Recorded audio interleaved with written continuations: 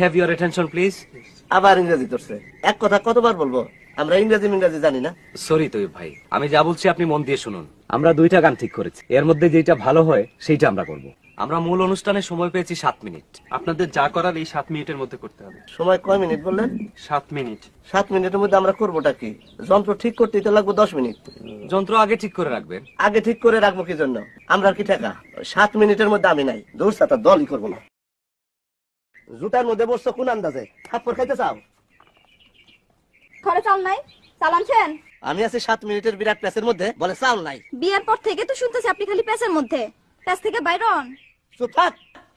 সব সময় তুই তো কারি চিৎকার, আমি তো বান্দি না। অবশ্যই বান্দি, তুই বান্দি, তোর যে বোন আছে সেও বান্দি, তোরা বান্দি বংশ। বান্দি বংশের সাথে সংসার করতেছেন কি জন্য? আর করবো না, যা ভাগ। তালাক তালাক তালাক। কি বললেন? যা বলার বলছি, মামলা ডিসমিস, আসামি খালাস, যা ভাগ। তৈব ভাই ভালো আছেন?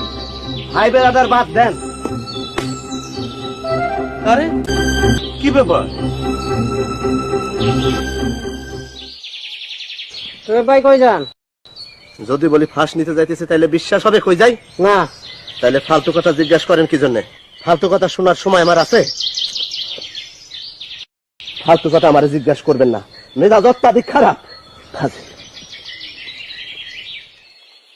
তোর ভাই আবার বলে তোর ভাই, অত ভাই বেড়াদারের আমার সময় নাই।